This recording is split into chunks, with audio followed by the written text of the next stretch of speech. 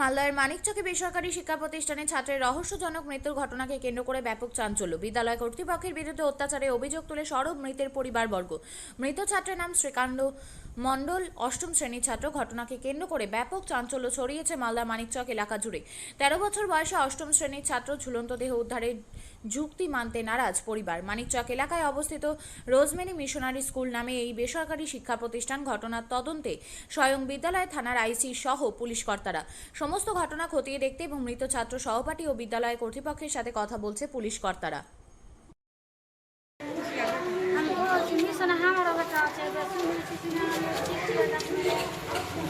ঘটনা গরমের ছুটিতে ছেলেটা বাড়ি গিয়েছিল। ছেলেটাকে স্কুল আনার জন্য বারবার বাড়ি থেকে বললাম যে ছেলেটা বলতে যাবো না। কেন আসবে না কিছু কি বলেছিল? বলতে যে আমাকে স্কুলে ভালো লাগে না। এই বলার পরে ছেলেটাকে বুঝিয়ে সুঝিয়ে রাখা যায়। তারপরে কালকে রাত্রে ফোন করছে স্কুল থেকে ছেলেটার বাবাকে, মাস্টারমশাই, যে আপনার ছেলে খুব অসুস্থ এ বলে পাঠিয়ে দেয়। তারপরে কিছুক্ষণ পরে আবার ফোন করে যে আপনার ছেলে মারা গেছে। মারা পরে 4-5 জন আমরা আসলাম। আসার পরে দেখছি যে হসপিটালে অলরেডি মৃত্যু, স্কুল থেকে মৃত্যু নিয়ে এসছে। তারপরে এসে দেখছি হসপিটাল থেকে বের করে থানায় চলে এসছে। কীভাবে মারা গেল কি মনে করছো? স্কুল কর্তৃপক্ষ বলতে চাই যে ছেলেটা নিজের মনে সুসাইড করেছে, কিন্তু আমরা যেটা দেখলাম আমাদের মনে হচ্ছে না যে নিজের মনে সুসাইড করতে পারে। কি হতে পারে তাহলে? হয়তো মাস্টার কোনো টর্চার করেছে, না হলে মাস্টার কোনো চাপ দিয়েছে, এইভাবে আর ওই ছেলেটা হয়তো সুসাইড করেছে কি করেনি সেটা আমাদের এখনও কনফার্ম হতে পারেনি, বুঝতে পারছি না। কী ধরনের ছিল পড়ালেখায় যে মারা গেছে? পড়ালেখা যা ছিল ছেলেটা ভালোই ছিল। কোন ক্লাসে পড়তো? ক্লাস 8-এ পড়তো। স্কুল কর্তৃপক্ষ বলতে চাই ছেলেটা নিজের মনে ফাঁসি লেগে গেছে। তোমাদের কি অনুমান হচ্ছে নিজে মারা গেছে না অন্য কিছু হতে পারে? আমাদের মন বলছে না যে নিজে মারা গেছে, আমাদের মনে হচ্ছে যে স্কুল কর্তৃপক্ষের কোনো এখানে ফল্ট আছে। কোনো রকম কিছু বাড়িতে সমস্যার কিছু কথা জানিয়েছিল, কিছু না, বলেছিল? সে তো 8 দিন পরে ফোনে কথা বলতে পেতো। তার আগে কথা বলতে পেতো না? না, 8 দিনের আগে কথা হলো। আচ্ছা, মানে 8 দিন পর পরই স্কুলের সিস্টেম নাকি 8 দিন পরে ফোনে কথা বলতে পারে। আচ্ছা, কিছু জানিয়েছিল ফোনে? না, ফোনে কিছু জানাইনি। কি চাইছো এখন তোমরা?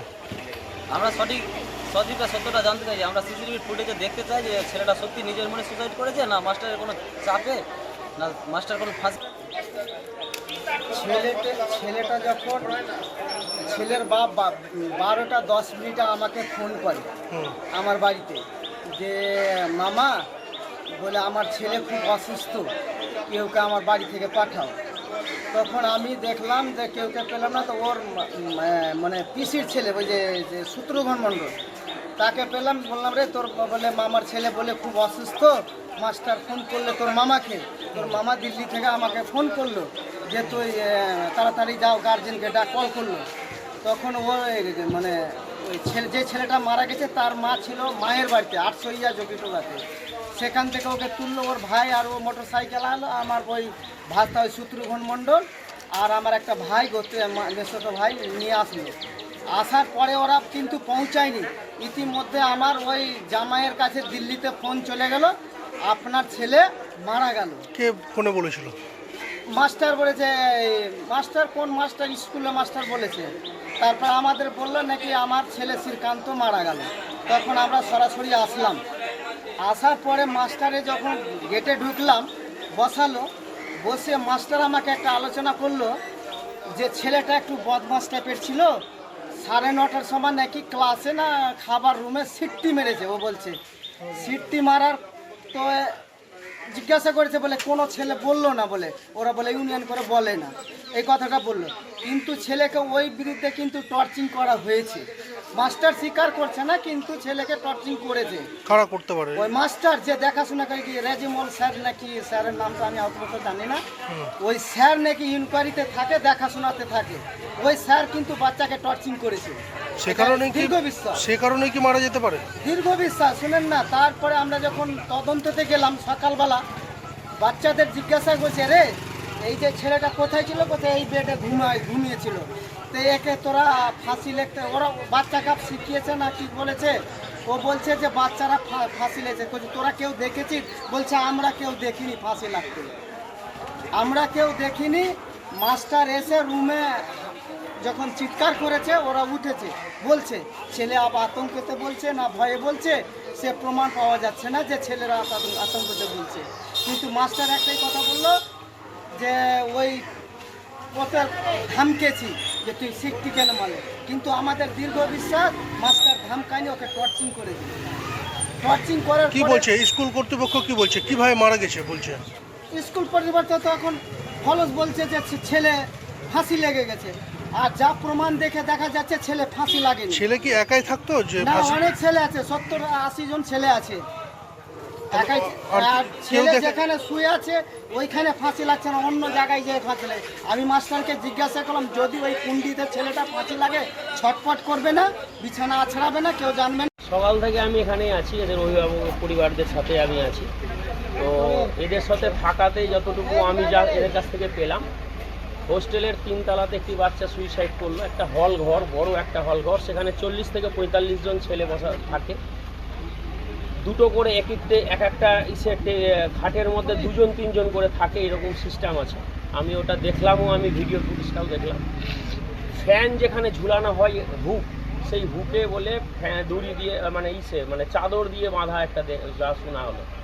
ওখানে যা সিস্টেম দেখলাম, ছাদের মধ্যে যে হুক লাগানো থাকে তাতে অত মোটা চাদর ঢুকলো কিনা এটা আমার সন্দেহ আছে। এবং হোস্টেলের মধ্যে যা পরিবেশ আমার যা মনে হয়েছে, এই পরিবেশটা সুস্থকর পরিবেশ নয়। এই রকম আমরা হোস্টেল সিস্টেমের মধ্যে তার অনেক রকম ক্রাইটেরিয়া থাকে, সেই এরিয়াগুলো মানা হয় কিনা এই হোস্টেলে আমার এটা সন্দেহের মধ্যে আছে। কারণ সেখানে তাদের খেলার মাঠ থেকে শুরু করে তাদের যে ব্যবস্থা, থাকার ব্যবস্থা, সিসি ক্যামেরার যে ব্যাপারটা সেটা দেখা প্রয়োজন আছে। হোস্টেলের মালিক বলছেন সিসি ক্যামেরা ছিল, সিসি ক্যামেরা সেদিন অচল ছিল, এবং তার পাশের কোনো ব্যক্তি বলছে সিসি ক্যামেরা সেদিন চলছিল। এখানেও আমার একটা কনফিউশন আছে, এটা আমরা আইসি সাহেবের কাছে ওটা বললাম। পরিবারের অভিযোগ আছে যে তাদেরকে থ্রেট করা, ছেলেটাকে অত্যাচার করা হতো, মারধর করা হতো, ছেলে বাড়ি চলে গেলে ছেলেটা আর দ্বিতীয়বার ঘুরে আসতে চাইতো না হোস্টেলে, এরকম একটা অভিযোগ ছিল। পুলিশ তদন্ত করবে। আমি এইটুকুটাই বলবো, প্রাণ চলে গেছে, তার একটা মানুষের প্রাণ চলে গেল, বাচ্চার প্রাণ চলে গেল। ছেলেটা পড়াশোনায় খুব দারুণ ছিল, সে আমারই বাচ্চা থাকুক না আর কারো বাচ্চা থাকুক, এটা একটা ছেলের প্রাণ চলে গেছে। এখানে এই জায়গাটায় আমাদের কোনো রকম অরিজিনাল যেটা সেটাই হয়ে উঠে আসুক। যদি কোনো অপরাধ হয়ে থাকে, অপরাধের অবশ্যই তারা বিচার হওয়া উচিত, এটা আমি মনে করি। এবং এখানে এমন কোনো কিছু যাতে না হয় যে মানে কোনো রকম সত্যকে ঢাকা দেওয়ার চেষ্টা বা মিথ্যাকে বাড়িয়ে তুলে তোলা, এইরকম যাতে না হয়, এটা আমি মনে করি পুলিশ প্রশাসনের কাছে যে এটা দেখা উচিত। মানিকচক সবথেকে বড় ব্যাপার, মানিকচক বিডিও অফিসের লাগোয়া একটা হোস্টেল, সেখানে এত ছেলে মেয়ে পড়াশোনা করে, সেই হোস্টেলটা ঠিকঠাকভাবে চলছিল কিনা বিডিও সাহেবেরও, মানিকচক বিডিও সাহেবেরও দেখা উচিত ছিল এটা, যে আমার ঘরের পিছন, আমার ঘর থেকে মাত্র 10 মিটার দূরে একটি হোস্টেল চলছে, সেখানে এত ছেলে মেয়ে থাকে, সেই হোস্টেলটা সরকারি নিয়ম আইন কানুন মেনে চলছে কিনা সেটাও বিডিও সাহেবের দেখা উচিত আমি মনে করি। আইসি সাহেবের কাছে আমি অনুরোধ করলাম বিষয়টা তদন্ত করার জন্য, কারণ আমাদের মানিকচকের প্রচুর বাচ্চারা ওখানে থাকে, শুধু মানিকচক না, বিভিন্ন ব্লকের মানুষরা এখানে পড়াশোনা করে, বাচ্চারা পড়াশোনা করে। সিস্টেমটা ভালো থাকা উচিত, আমি এইটুকুটা মনে করি। একটা পরিবারের কাছ থেকে 8,000 টাকা করে নেওয়া হচ্ছে, ওর মা যেটা আইসির কাছে বলছিলেন, একটা বাচ্চার কাছ থেকে 8,000 টাকা নেওয়া হচ্ছে থাকা এবং খাওয়া, এবং তার ভালো ব্যবস্থা আছে কিনা হোস্টেলে এটা কিন্তু থাকা দরকার, এটা আমি মনে করি। হ্যাঁ, অভিযোগ তো অবশ্যই একটা হবে, কারণ যে কনফিউশন আছে এর মধ্যে, এটা অভিযোগ হওয়া উচিত এবং তদন্তটা হওয়া উচিত। দেখুন, আমি মনে করি যদি প্রশাসন অ্যাক্টিভ থাকতো। আপনিও কি মুরগি প্রতিপালন করে আর্থিক লাভের মুখ দেখতে চান? হরেক রকম প্রজাতির মুরগির শাবক লালন পালন করে বিক্রয় করে লাভবান হতে পারবেন খুব সহজেই। তাহলে আর চিন্তা নেই, আপনার জন্য প্রচেষ্টা নিয়ে এসেছে সেই সুযোগ।